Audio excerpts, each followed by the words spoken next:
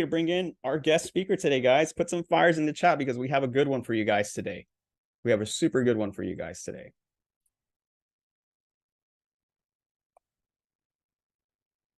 Let's see, am I getting fires in the chat or not? Yes, so we got some fires in the chat. I think Max has the fires ready to go, like on a notepad, and just copies, paste them all the time. I mean, he is ready to go. There we go. We got some more fires in the chat. Perfect. So let me bring up our guest, guys. I'm going to introduce you to our guest speaker. Our guest speaker is Nate Hare. Nate is an executive director at Directed-IRA. He's a 10-year veteran of the self-directed IRA industry, spending most of his career as an executive, educator, and a public speaker. Nate is a certified IRA service professional, a licensed loan officer, and has extensive experience in real estate and business development. As an investor, private lender, and SDIRA executive, Nate has personally overseen thousands of self-directed IRA investment involving real estate, promissory notes, private equity, private stock, and more.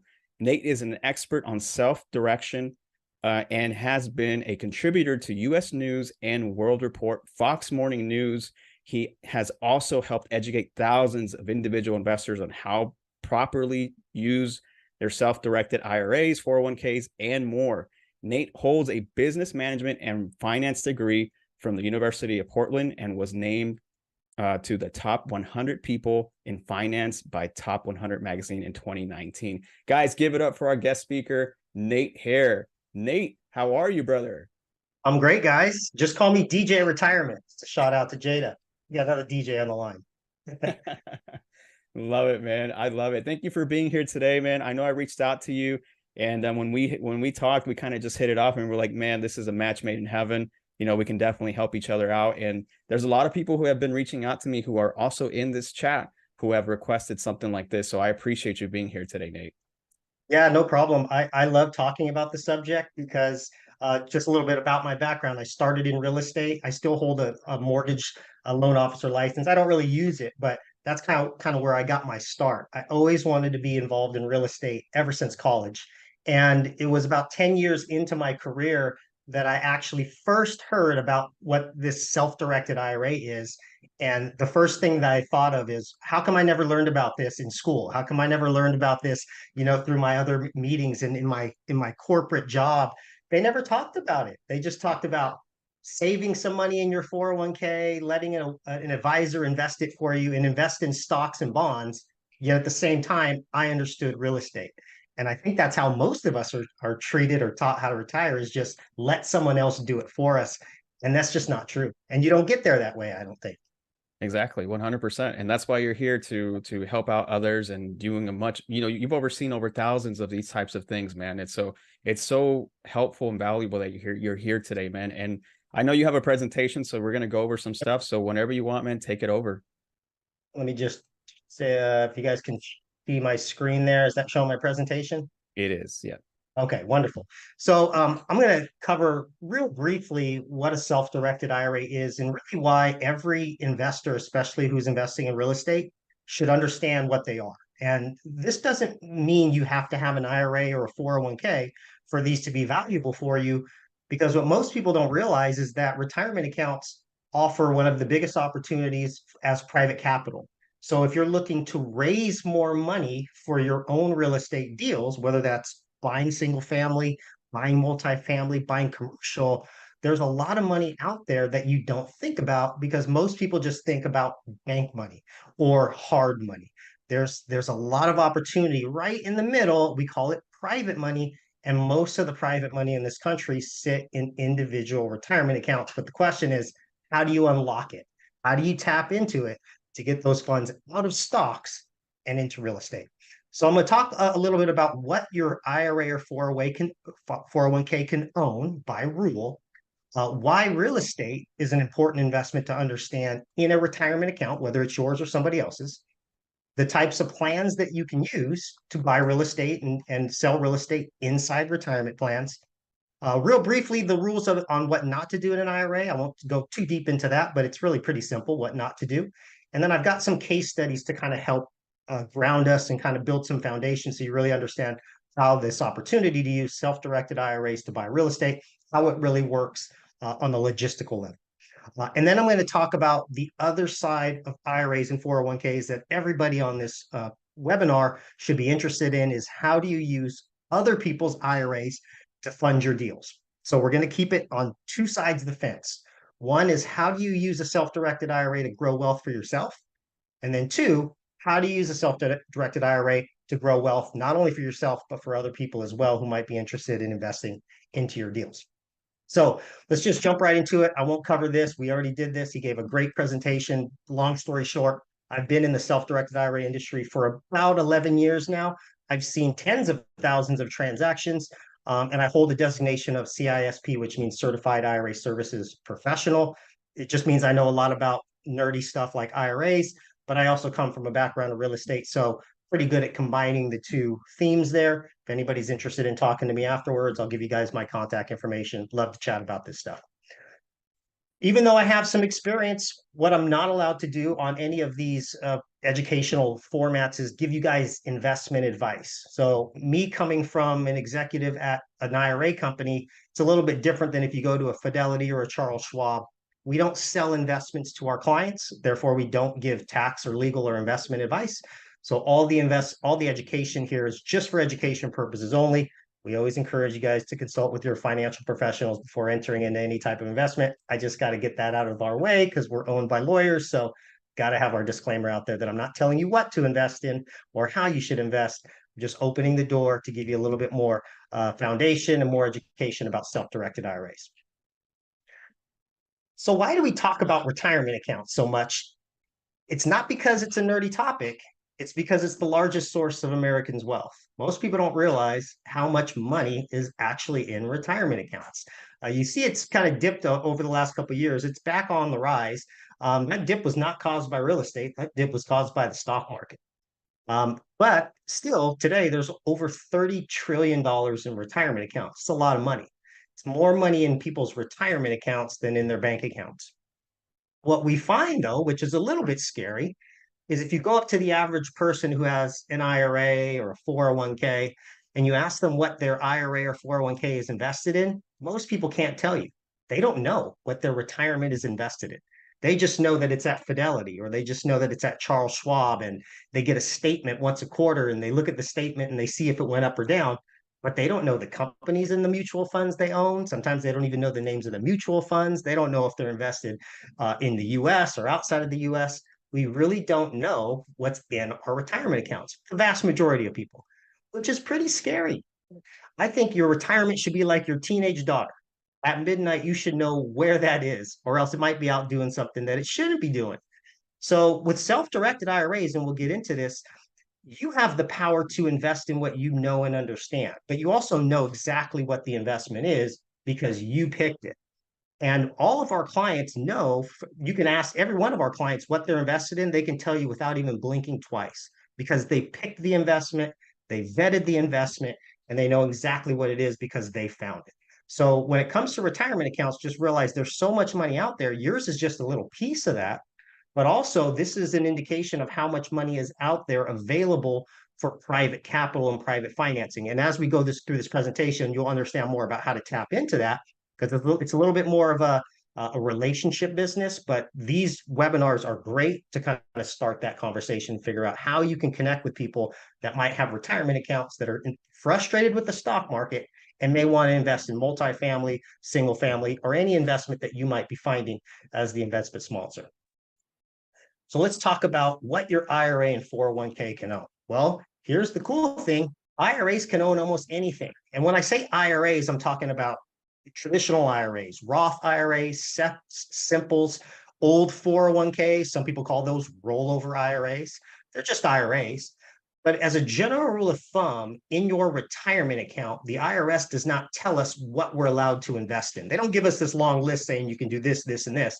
And they definitely don't say you can only own stocks, bonds, mutual funds. The only thing in the code, in the IRS code, when it comes to investments, is the IRS says you can't own life insurance contracts and collectibles. So life insurance contracts, I can't have an investment that pays out when somebody else dies. Okay, that's a life insurance contract. I can't own that in a retirement account. And I can't own collectibles like classic cars, paintings, baseball card collections. because those assets are hard to value at the end of the day. But when it comes to investments in real estate, the door's wide open. The IRS doesn't tell us we're not allowed to invest in real estate. The people that tell us we're not allowed to invest in real estate are the companies that manage our retirement accounts. So, and I'm not calling those guys bad guys, but a Fidelity or a Charles Schwab, you got to understand the nature of their business. They're in the business to sell investments. They make commissions and broker fees. They don't make commissions on real estate. They make commissions on stocks and bonds and all the traditional investments you see there on the left. So a lot of people don't think they can invest in real estate because why would Fidelity tell you? You're just going to move your money out and maybe to a company called directed IRA that'll allow you to do that. And they don't make money on your IRA at that point. So investments that we hold at directed IRA are considered not traditional, but alternative investments. Alternative investments include everything that's not a publicly traded investment. So things like rental properties, fix and flips, commercial properties, multifamily and apartments, which we'll talk a little bit today, but I do know the audience is a little bit more well-grounded in all types of real estate, which I love.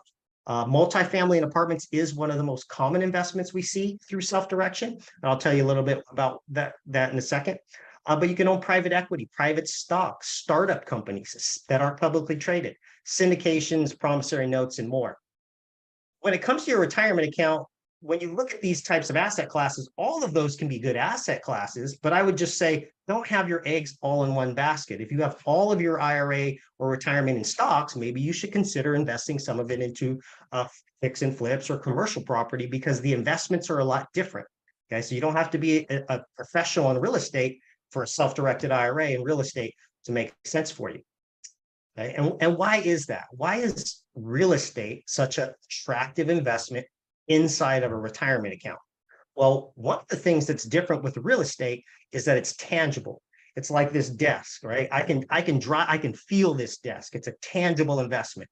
Real estate's tangible. You can drive by it, you can touch it, you can feel it. You can't drive by your stock certificate. You can't even touch it. They don't send it to you. Okay? But investing in a stock in a company isn't a tangible investment. It might be a good investment, but if that company goes bankrupt or belly up, you don't have anything of collateral. There's no tangibility to that investment. So if all of your IRA is invested into a certain group of stocks, doesn't that sound dangerous to me? Yeah, because something could happen in the stock market and I can lose everything. Well, with real estate, if you own it in a retirement account, most of it's owned with your IRA cash. It's not owned with debt or bank financing. So that's an intangible investment. My real estate values can go up and down like the stock market, but general rule of thumb, you look at all the conservative numbers, real estate appreciates over a specific amount of time. Give it 15 years and your real estate's going to be worth more in 15 years than it is today, guarantee you. Okay? But it's also tangible. Self-directed IRAs that own real estate also give better diversification, which I kind of told you at the beginning there. A lot of our clients have some of their money at Fidelity that owns stocks. They also have a considerable amount of their IRA funds here at Directed IRA that own real estate, all types of real estate.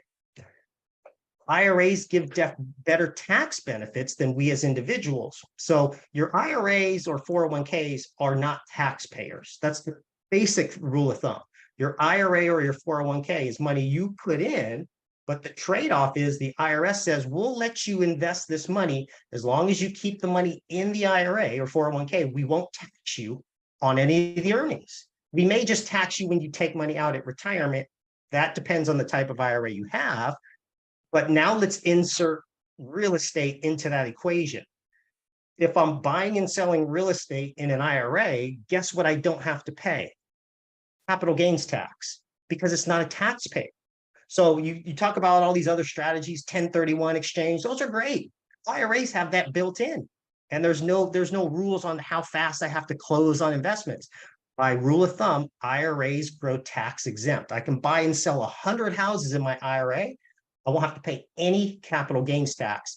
And if you use certain IRAs that I'll show you here in a minute, I don't even have to pay taxes when I take the money out. So there's definite tax benefits to using an IRA to invest in real estate. One of it's no capital gains tax. The other thing that real estate gives us, it's a socially conscious investment. I'll tell you a little bit about how I invest, but I invest my IRA in real estate, but I do it as a lender. This is what a lot of clients like to do. But at the end of the day, I know my IRA is actually helping the community become a better place to live and play, because I can drive by certain streets, and I've actually done a lot of private loans out of my IRA in the city of Houston. And I can drive by certain areas and go, oh, my IRA helped fund that house. It funded the rehab. It helped put the contractors to work and the subcontractors to work. Oh, and by the way, I also got paid being the lender on that property. So that's a good feeling for me, because I know where my investment was and what it did for the community. And that's something that only self-direction allows you to do. General rule of thumb, though, if you're going to invest any bucket of money, you're going to make better returns investing in what you know. So if you're on this webinar right now, you know and understand real estate better than you understand stocks, but all your IRA money is invested in stocks. Hope this presentation at least gets you thinking that, maybe I should rethink my retirement solutions here and maybe invest into the things that I know and understand. Does that mean you will never stub your toe? Of course not. You're going to stub your toe here and there. That real estate's got risks too, but you minimize your risk over time when you invest in the things that you're knowledgeable about. And that's the whole game with self-directed IRAs. If you take one picture of one slide, just take a picture of this slide. And I just want you guys to realize that there are 7 types of plans that you can self-direct. Now, these are plans that we have here at Directed IRA that our clients set up on a daily basis. They move money from their Fidelity accounts to fund them, okay? And then they tell us what they want to hold in those investments. I'll talk about the process here in a second, but it's more than just a traditional IRA. Most people have traditional IRAs, and those are great. We can also set up Roth IRAs if you're self-employed, which I imagine a lot of people have some self-employment income on this webinar. Even if you have a W-2 job, if you're doing real estate on the side, you're going to have some self-employment income.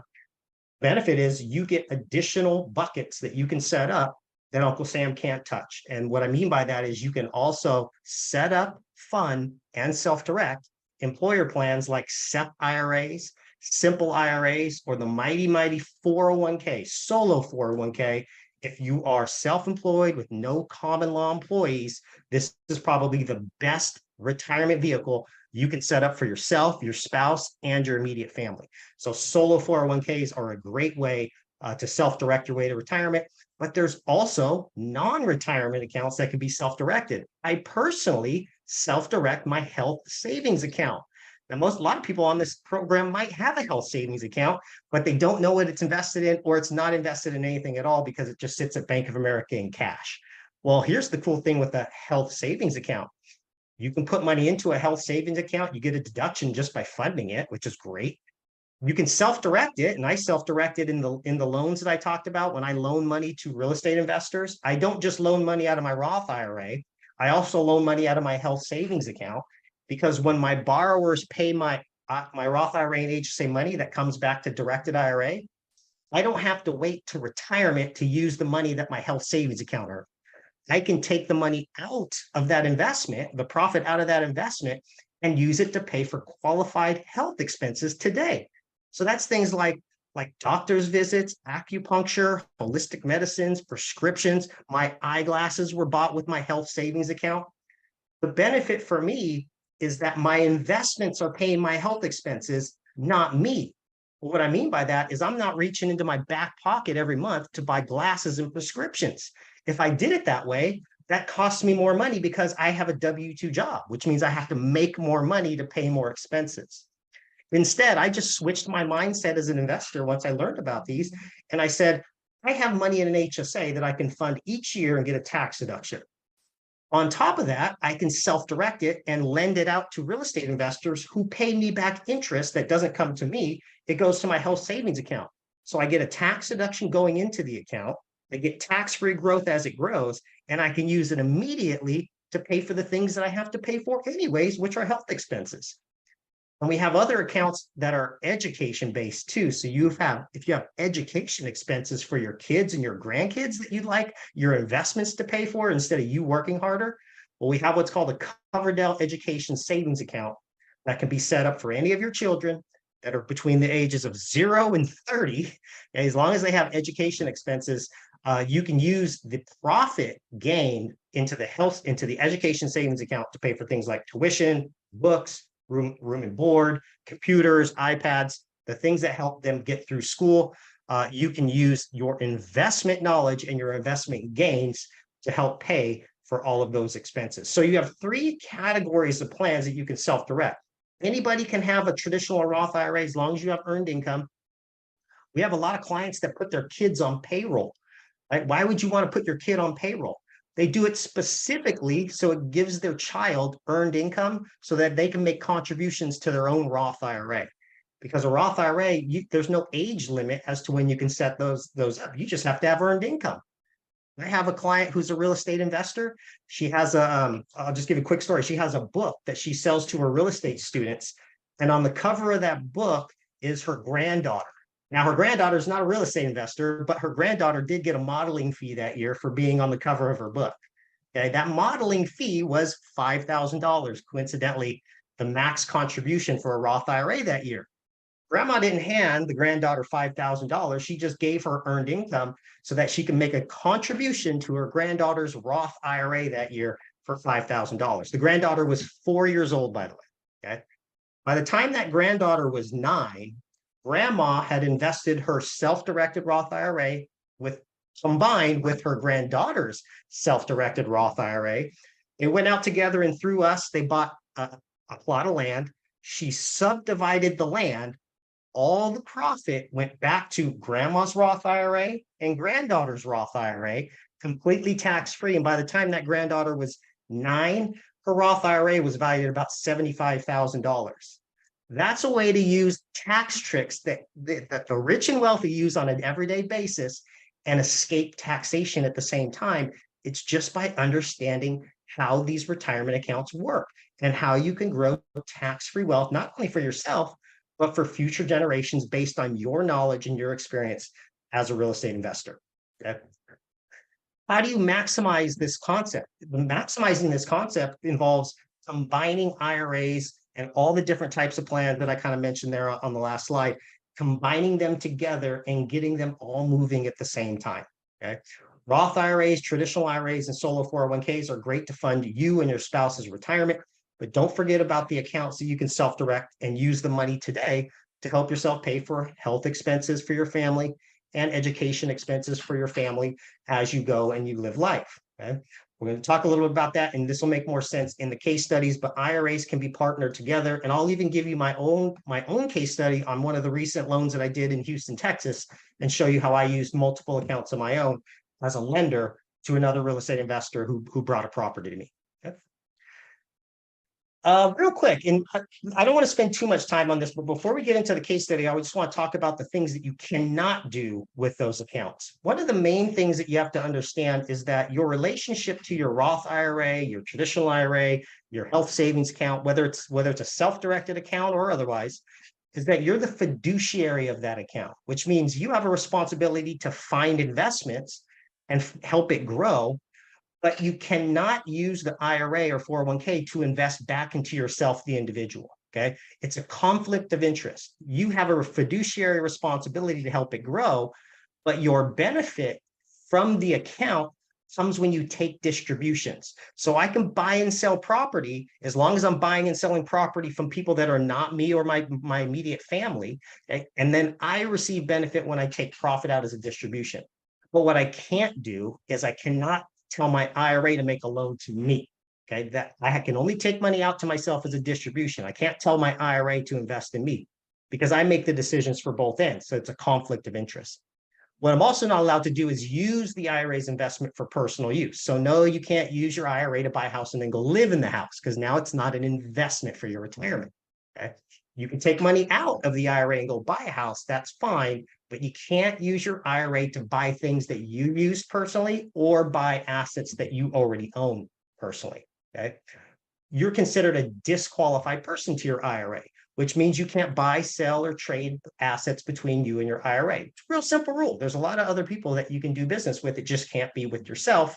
Or, and this is the one nerdy slide that I'll give you guys, just bear with me. Okay. Or these people. These are the people that are disqualified to your IRA. And I always just have to touch on this because I don't want people getting themselves in trouble. The IRA is just really stern about who the IRA invests in, not what it invests in. Okay. The IRA cannot buy assets from the IRA owner, the IRA owner's spouse, the IRA owner's children or grandchildren, all the way down. We call those lineal descendants, or lineal ascendants, which are relatives on the way up, parents, grandparents, great-grandparents. The rules do not exclude family to the side.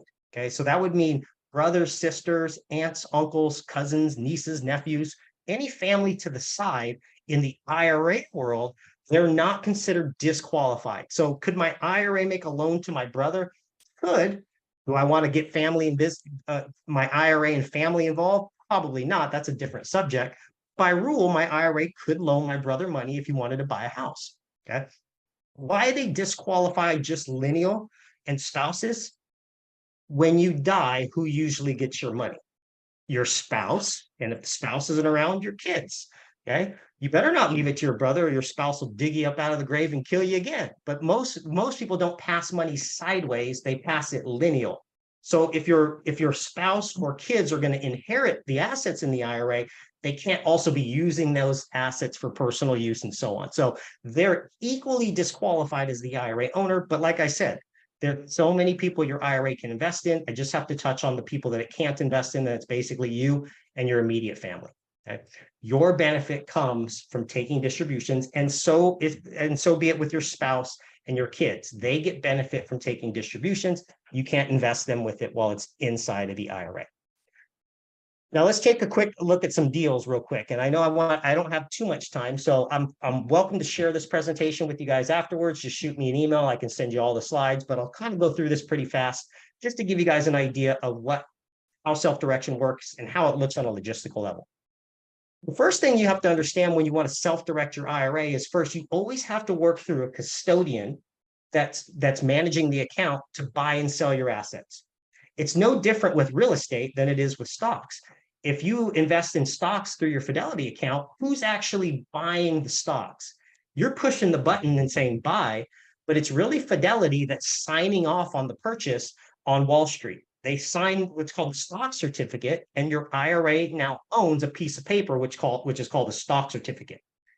If you looked at that stock certificate, the ownership does not say your name, because you don't own anything your IRA owns. Your IRA is a separate entity. It owns it in its own name. And on the stock certificate you own at Fidelity, it would say Fidelity Investments, FBO stands for the benefit of, your name, and your IRA account number. We do the same exact thing, just replace the stock certificate with warranty deed, or stock certificate with promissory note. I'll talk about that in a second. But all the IRA assets that we own here are real estate based, but the documents show directed IRA for the benefit, our client's name and account number. It's just the same thing. We're just working on real estate, not working on stocks. So the first step is, if you want to start self-directing your IRA and buy alternative assets, you got to set up a company like Directed IRA that'll let you do that. Okay, it takes literally 5 minutes to open an account online. Just go to our website there at the bottom corner. I have a special discount if you guys want to use it, but if you want to set up an account, just set it up. It takes 5 minutes. The next step is funding your account, and that's easy. You just tell us you want to transfer some money from Fidelity, you want to transfer some money from Charles Schwab. We get a lot of people that are buying multifamily, but if they're using other people's IRAs, they'll make an introduction to us. We'll help that client get through the process of opening the account and moving some money over. But once we get the account open and funded, then that's where the self-direction comes in, is you tell us what you want to invest in. We still sign all the documents as the buyer, but we don't have a bunch of real estate we're going to sell you. You have to tell us, hey, I found this house on this address. What do I need to turn into you guys to get the process started? And typically, to get the process started, we need two types of forms. We need our internal form, which just says, hi, Directed IRA, I'd like to make an investment in this account number. It's going to be real estate, and here's where I want the money to go. That's called our direction of investment form. That's you giving us authority as the custodian to make the purchase. And then we always just need a copy of the contract. Okay? If you're buying real estate, that's the sales contract. All we need to see is that your IRA is properly listed as the buyer on that sales contract, not you, the person. So if I'm buying real estate, the buyer on the contract's not Nate Hare. The buyer on the contract is going to be Directed IRA for the benefit of Nate Hare's IRA. Okay. Directed IRA signs as the buyer. Directed IRA sends the earnest money to the title company. Directed IRA works with the title company at the closing.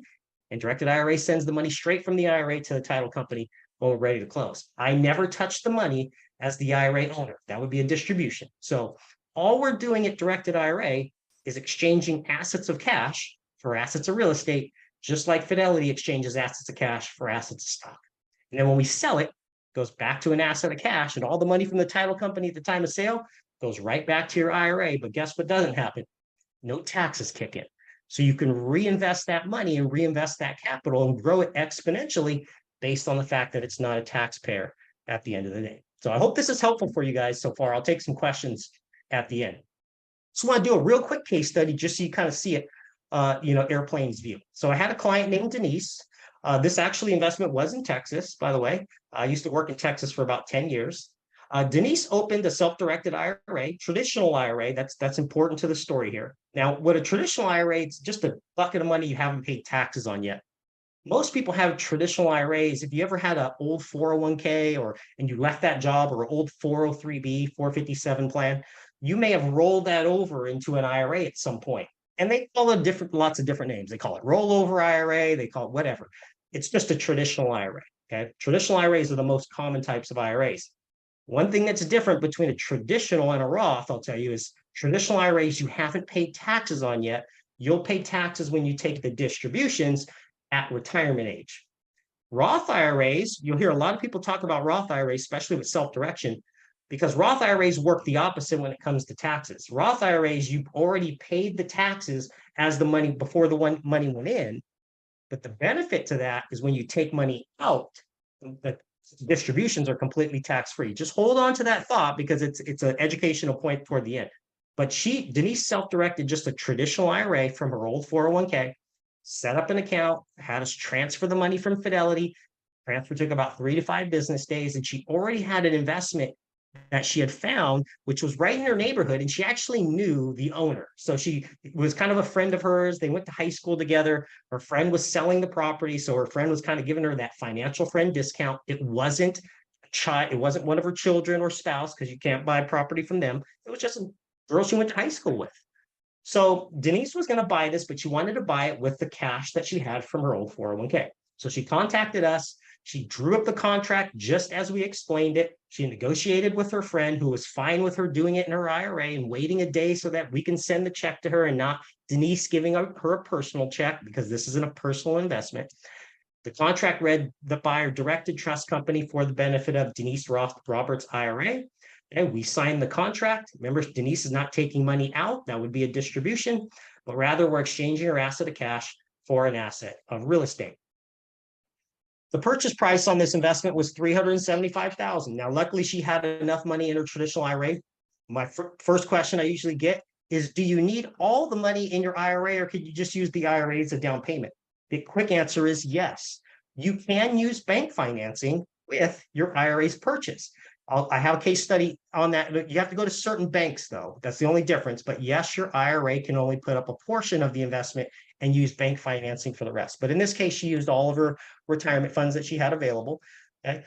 We sent the earnest money right from her IRA to the title company. Denise works hand in hand with us and the title company to make sure all the closing documents are signed by us. Okay, now we don't sign anything until Denise tells us it's okay to sign it. She still reviews all the documents.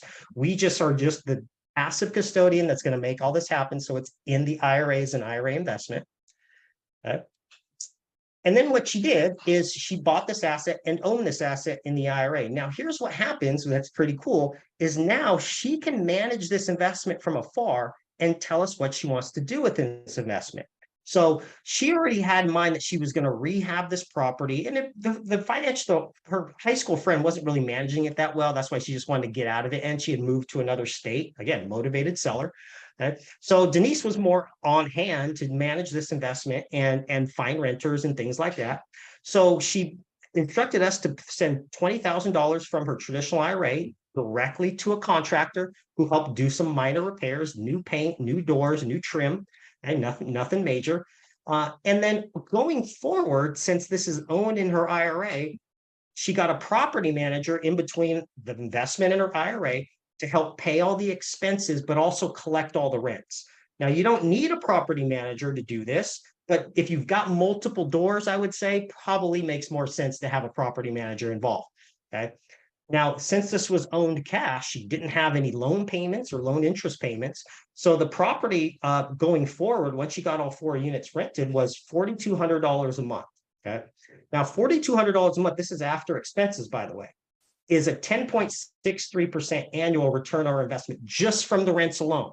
Okay. So raise your hand if you'll take 10% consistently just by people putting money into rents. I would. But what also happens with real estate, it also appreciates. So if you buy in the right area in the right time, you can not only double dip, but you can get money from appreciation. She doesn't see it till she sells it, but you get the consistent income on a monthly basis through the rents. Okay. So she lets this property sit for about 2 years, and then she has another investor approach her and wants to buy it. Okay. By this time, you guys know how it worked out in Texas. Property values went up considerably during a period of time. And she was actually able to sell this property out of her IRA to another person for $497,000, giving her traditional IRA a net profit of $172,000. Now that's including the rents over 2 years and the capital gain that she had, which is not taxed, which gave her overall investment in 2 years a 21.89% annual return. Okay. She was in control from beginning to end. She pays no taxes. So she has basically all of that profit available to reinvest into her next deal. Had she have used a Roth IRA or a health savings account or an education savings account, she could have used that money completely tax-free and take that money out as distributions and not pay tax. But I still think this is a great investment because she can reinvest all of the capital and the IRS can't touch her. That's one of the beautiful parts. And it's a tangible investment. Okay. Texas is growing. Texas is one of the hottest states. I would highly urge people, look at your state's appreciation levels and compare that to the stock market. Real estate's done far better over the last decade than the stock market has. Okay. But I only have a small IRA. Can I still buy real estate? Sure, because IRAs can use leverage. And I'll kind of end on this point because I want to take some questions here. Now, leverage comes in a lot of different ways. Leverage can be money, it can be bank money, it can be other people's money, it can be time. Time in an IRA, what I mean by that is a lot of times if you're investing your IRA, you have time to grow it.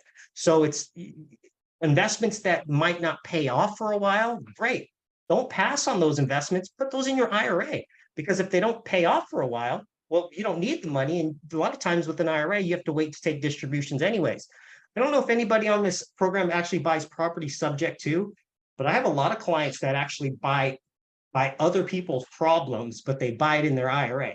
Now, buying property subject to, if you guys don't know what it is, it's basically, I find somebody that hasn't been paying their mortgage payment, or maybe they're past due on their property taxes and they can't figure out how to pay it. Their problem is not the house, the problem is the payments they can't make. So what a lot of our clients do is they'll give the money, they'll give the person, the owner, money to walk from the property and take over their mortgage payments going forward. Now, this is not an equity play because a lot of times the person doesn't have equity in their property. That's why they haven't been able to sell it. But giving the property over to somebody who can rent it out for them might be the best solution between them and foreclosure. But that's an investment that might not pay off for a while because you got to get a renter in there to help pay off the note. You don't want to get too deep in the weeds, but it's a great investment in an IRA because it takes time. Most people just pass on those deals because they say, well, there's no cash in it. I can't make money today. Who cares? If you make a lot of money in 15 years, put it in your IRA. Sometimes there's better investments suited for your IRA versus personally, and the same way back and forth. We have clients that actually wholesale out of their IRA. I think it's a better investment outside of your IRA because it gives you some money to feed yourself and put food on the table. So investments that make money today are probably better suited out of an IRA. Investments that make money tomorrow probably suited inside of an IRA. But you as an investor also get to leverage your experience, and that's what's so powerful about self-directed. Also, on the other end, when you're borrowing other people's money, they're relying on you as the real estate investor to leverage your experience to help their IRAs grow. I'll show you real quick, and I want to get off into. Okay, I just want to tell you guys what this is because you guys might want to have this as just reference. This is a client that used bank financing to buy land. Okay, so there's certain banks that have what's called IRA loans. They're called non-recourse loans.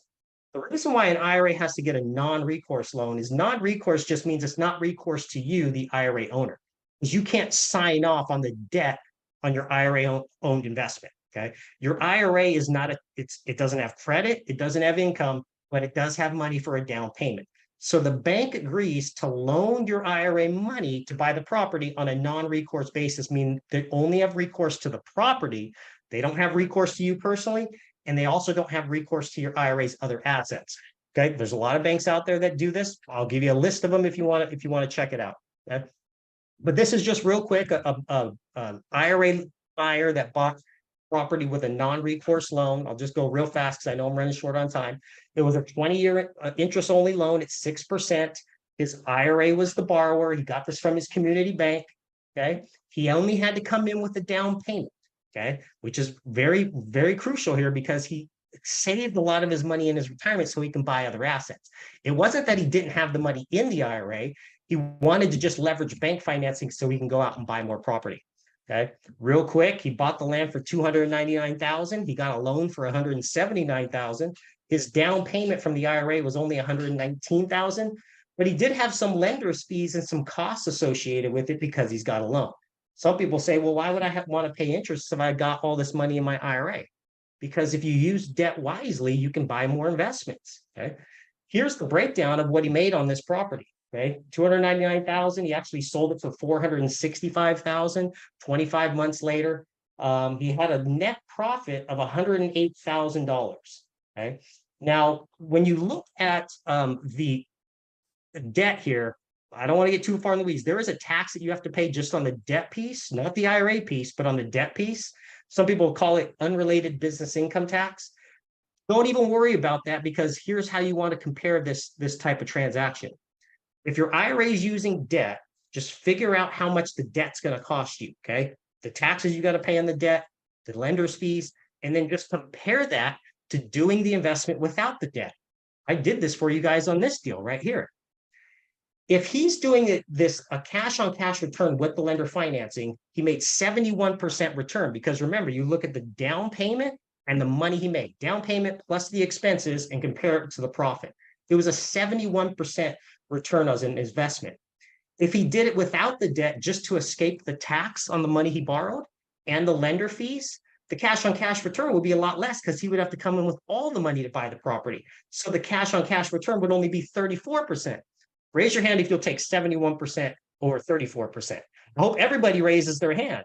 Okay. He can go out and buy more property. So what he actually did is he owned 3 properties at the same time, all with debt on them. Now, this is important because you as multifamily investors, you guys are usually getting debt to help you buy property. That's great because it allows you to make better cash on cash returns, not only for yourself, but for your investors as well. Okay. So I'm going to skip over this part and just talk about how you make money today. I kind of teased you a little bit with this. It's by using other people's IRAs. Show people how they can help, how you can help them recover from their stock market losses as a real estate professional. Okay. Start using OPI. I'm not talking about nail polish, ladies. I'm talking about other people's IRAs. Okay. There's $35 trillion in retirement. How do you tap into it? The first part is you got to start networking. I don't know how many people go to your local real estate investor associations or real estate groups. Go to those on a weekly basis. Never miss one. That's the best place that you can find private money, especially people who are converting over into real estate. A lot of times they're leaving their corporate jobs, and guess what they're taking with them? Their 401k, where now they can have control over what it's invested in. So start networking with people, and you can even use this group. Oscar's already given you guys a platform because everybody on this webinar, most of you are not related to each other. So for instance, if I've got money in my IRA and I've got a deal that I like of Oscar's, guess what? I can use my IRA as a private lender to Oscar. Okay. Oscar can't use his own IRA in his own deal. So what if I have a deal too? Maybe I've got this fix and flip in Houston that he likes. He could be my lender. Okay.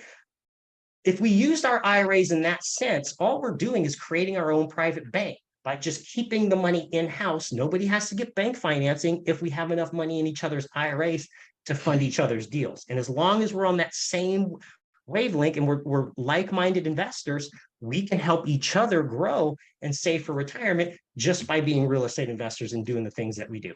Okay. You also when you're talking to people about investing their retirement, remember what you're doing as an investor. You're actually taking their money out of nameless and faceless mutual funds and investing into investments that might be right down the street in their own community, right? A community that they're living and playing it. And that's what I like about doing my investments when I do notes. And I've invested into some multifamily and some commercial property. And all of those, knock on wood, have done really well for me because I've known the investors that I've worked with. I trusted their track record. Okay, I don't usually invest with people that are too new, but I want to see your track record. Right? Oscar mentioned they got 100 units and they're going up. They're going to keep buying and buying. So invest with people that are good with their track record. And here's the other thing I like about doing those investments.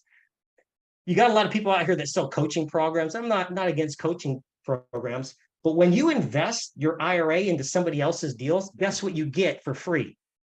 Coaching, because they'll tell you how the investment's going along, and you can learn actually how to invest in real estate by just partnering yourself up with the right people. And that's how I've learned actually a lot about real estate, is through the loans that I've done to real estate investors who kind of took me along the road on that process, and I can see how their investment went.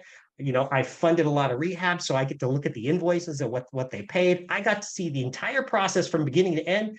But guess who didn't have to deal with toilets and tenants? Me, because I'm just the lender. I just get interest payments. I didn't have to deal with the crazy people calling me in the middle of the night saying their toilets. I didn't have to deal with any of the ownership problems because I was just passive as a lender, but I learned a lot from it as well. So this is some of the things that I love talking about with self-directed IRAs. I'm not going to go over this, but this is one of the last deals that I did in Houston, where basically I loaned money to a guy out of my HSA and my Roth. I still loan money to this guy on a daily basis. So I've done about 3 loans to him. Why? Because every time I do a loan to him, what happens is he's just using my money to buy the property, because usually he's buying such ugly property, the banks won't touch it. I'll touch it from a passive level. But a lot of times there's a lot of equity in this property that after repair value. And what he does, he just refinances after a year. So I get all my money and interest back, and then I invest into his next deal to help him buy the next property. And around we go. That's how I grow my retirement. And I'll say that's how most people want to grow their retirement, is just by being passive. And you as a real estate investor have the opportunity to use other people's money to invest in real estate and help them grow and help them retire early by investing in things that you know and love, which is real estate. So I hope you guys learned something new today. I know I went a little bit over. I apologize. There's just a lot of stuff to go over. If we've got time for questions, I'll take them. But if you guys want to learn more, there's a thing you can scan to go to my website, where we post a lot of our weekly, or not weekly, but our monthly workshops. But also, if you guys want to just book a call with me and ask me more questions, just scan that there and you can book a call with me. I'm always ready to talk to you guys, or you can just shoot me an email. So there you go, Oscar. Hope that was helpful to you guys. Yeah, I'll unshare my screen here. That was such a great Zoom, guys. Guys, if you guys got some value from what Nate brought here today, and that wasn't even everything, right? There was still some more. Yeah, I was racing through that. Yeah, if you guys got some value, put some fires in the chat for Nate, guys. That was such an amazing presentation. I mean, who in here wouldn't want to use their retirement account and make massive returns in real estate? It was such an amazing Zoom, Nate. And guys, if we Nate, I'm going to speak here into existence, man, but if we want to bring in Nate again for a part 2, in order for him to go over a little bit more of the presentation, put a 1 in the chat. That way we can go ahead and see if anybody's interested in a part 2. Okay, that's pretty overwhelming on the part 2 there, Nate. I got a lot of stuff I can talk about. It's real nerdy stuff, but I like it. I'm a hit at parties. Just kidding. I love it. And really, man, this was just kind of more respecting your time more than anything. So if you have time to stick around for 10-15 more minutes to answer some questions, we can take some questions now if you're ready. Of course. Awesome. All right, let's bring in Karina. I think I saw you had your hand raised for a very long time. So let's go ahead and bring you on board. Yeah, and I think Felix was before me, but hopefully my questions are pretty quick. Sure. What's up? So thank you so much for this presentation. It was fabulous. And my main question is, if you're using the IRA for a down payment, do all of the rents have to go back to the IRA, or can you have some that's set aside that's going to help you if you have any kind of major expenses or anything? Yes. So you can set money aside for any types of repairs. So this can be done different ways, actually. A lot of our clients might use a property manager or somebody that's just holding on to maybe a set amount of funds for anticipated repairs. We're okay with that as the self-directed IRA custodian. We only just can't allow you to keep it in your bank account. So as long as it's Okay. kept, because you're a disqualified person, right? You can't take money out and just set it aside for yourself. So you can leave it set aside in the IRA here, and you can tell us to pay the contractors. That's fine. You could tell your property manager or just a non-disqualified person. Here's what I didn't go over that a lot of our clients use, and this is more if you're really active. What a lot of our clients, and we can help set this up for you because we've got I don't call it a side company. 3 floors up in our building, we also have an attorney group called KKOS. Most of the things that they do are entity based. So they'll actually set you up if you need one. They'll set you up an LLC, a separate LLC, just for your IRA. Okay, they list you as the manager of that LLC. You don't have ownership over the LLC. You're just the manager. Okay, you'll open a bank account. We'll send the money from your IRA to fund that bank account, and you can actually send money in and out directly from that LLC bank account. But the same rules apply. You can't take money to yourself, but it does free up basically your time and our time because you've got an entity that's got a bank account with your IRA funds in it. And all that we ask is when the investments are done and you want to break down the LLC, all the money comes right back to your IRA, so you still keep your tax benefits. Yeah. Did right. that answer your question? Yes, I think so. And then the only other question was, are you allowed to invest in foreign assets or only US assets? Yes.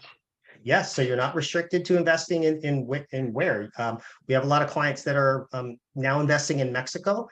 Mexico has become a little bit easier for non-residents to become owners.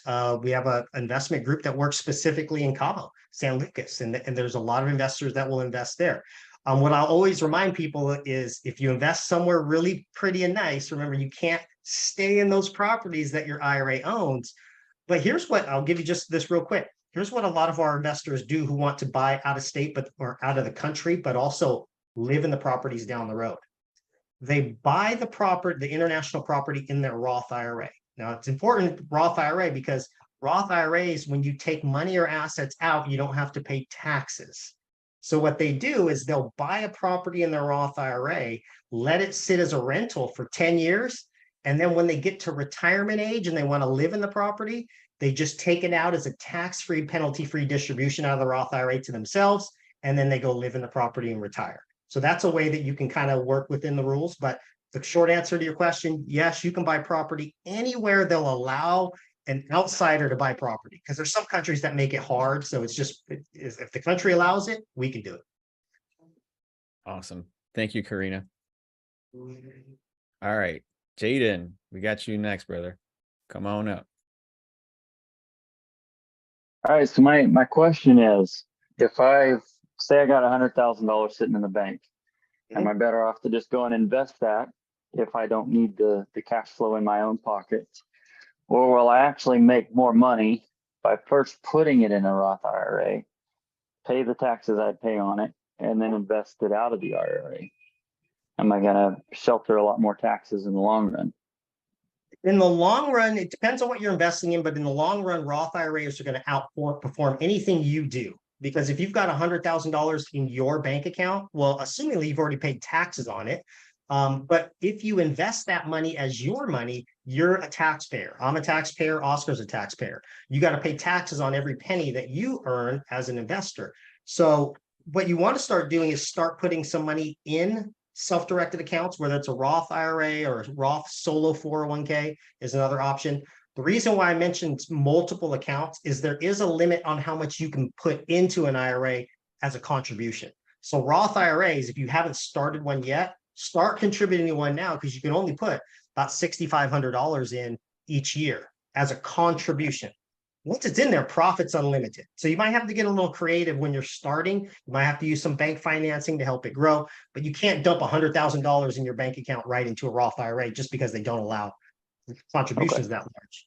With a Roth solo 401K, though, which is one of the employer plans, I'll just keep it short. If you've got the income to justify it, you can contribute over $60,000 in a year. So you can have a Roth IRA that you start making contributions to, a Roth 401K if you're self-employed. And then you also want to look at the other accounts that might fit your needs, which is the health savings account and the education savings account I mentioned. Now I've got different buckets that I can at least chip away at more than $100,000 because I've got multiple buckets I'm making contributions to, not just a Roth IRA. But short answer is yes, you're going to outperform yourself by investing in the IRAs, because remember, IRAs aren't taxpayers. Okay, then the next question is, what about say I'm in Washington State, work for a school district, and have a Washington funded pension? Do you know if this pensions, if there's any way? I know I can't take it out till I'm no longer working there, but do you know if there's a way to roll the pension into a 401k or into a Roth?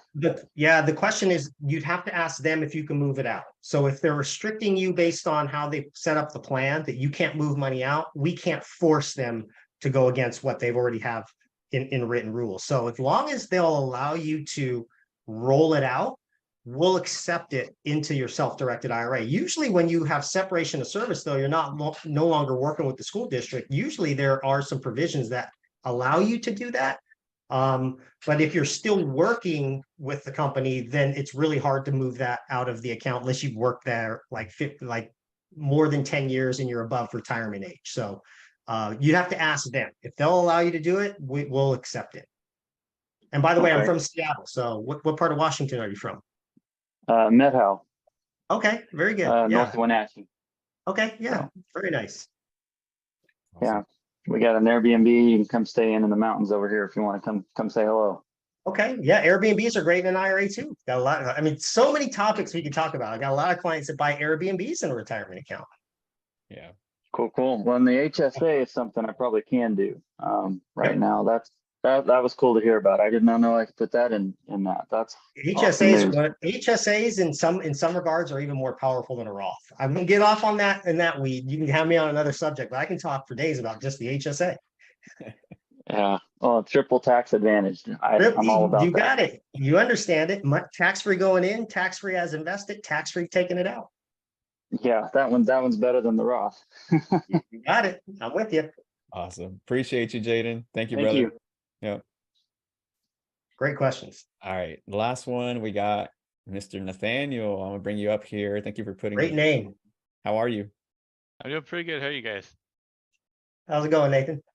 Doing pretty good. Can you hear me? Yeah, I can hear you. Okay, cool. So I had a couple questions. The first one, I just want to clarify pro rata. That's before taxes, right? Pro rata? Yeah. I mean, I think you're talking about basis, or pro rata means it's something different to me, but Okay, because when you were going through your slides, you had all the different types of IRA accounts, and yes. the thing says that they're able to receive things pro rata, and I wanted to clarify what you meant by that. So I'll give you my personal example. On the notes that I do, my Roth IRA and my HSA are both listed as lenders on the promissory notes that I loan on. My HSA is smaller than my Roth. Okay, so let's just call it, my Roth IRA puts up 75% of the loan, my HSA puts up 25% of the loan. When the borrower pays interest payments back to directed IRA, 75% of the profit goes to my Roth, 25% goes to my HSA.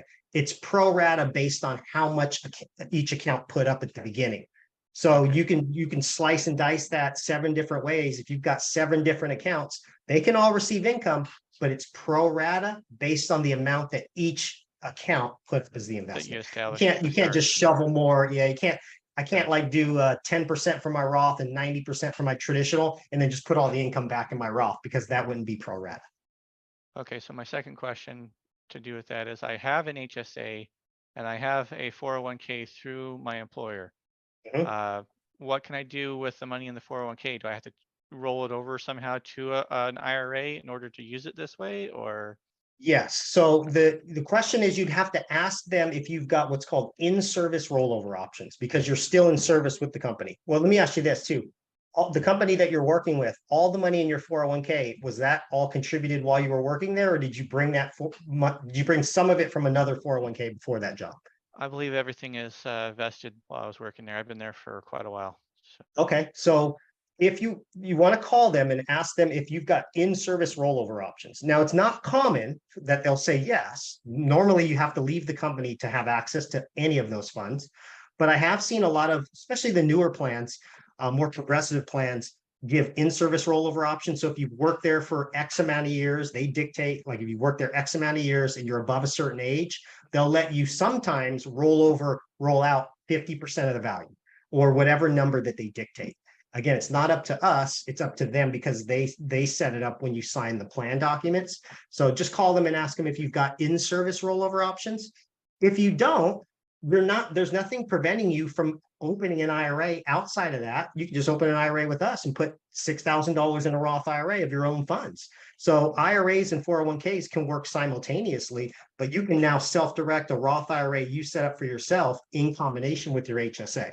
So that might be a way to get self-direction started for you until you have full access to those funds in the 401k, if they don't let you move it today.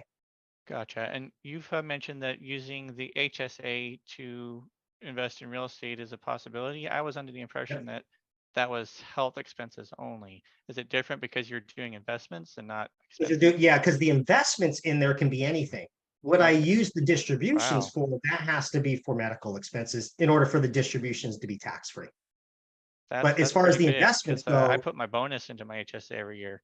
So that's great. Yeah. Cool. Yeah. And you get the tax deduction. And it's, you know, they don't do a very good job, especially if you set it up with a company. They don't really go into depth about what you can use the HSA for, other than they tell you you can use the distributions for medical expenses.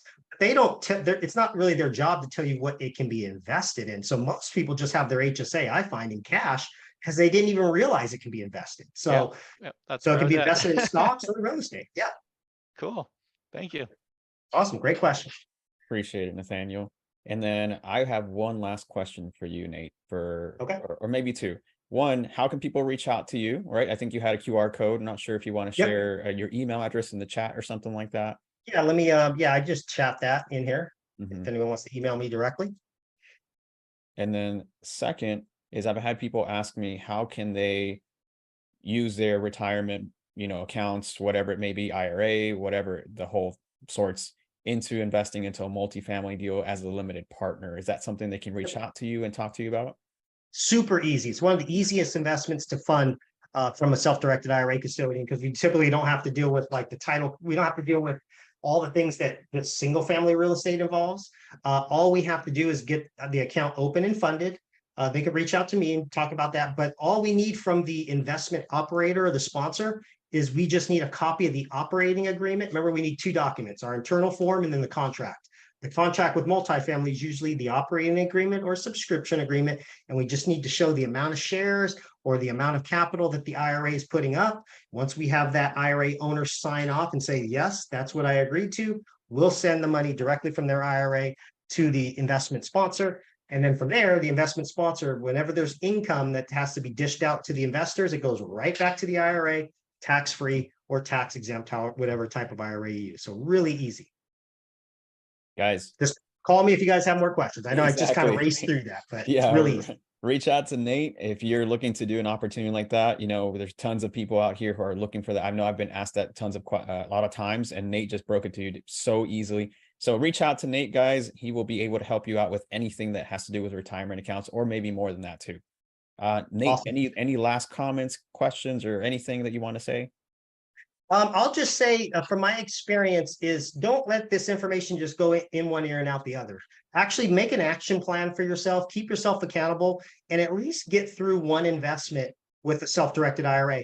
And what I would probably urge people to do is do an investment with your own self-directed IRA before you start asking other people to loan money out of their self-directed IRAs. The reason being is because when you start raising capital from self-directed IRAs, you want to be able to talk from experience and say, this is how I invest my self-directed IRA. And I'm not endorsing Oscar or any investments, but I'm saying if I invest my self-directed IRA into Oscar's deal, well, I've gone through the process. And when I have my own investment I want to fund, I know exactly how to talk people through it because I've already done it myself.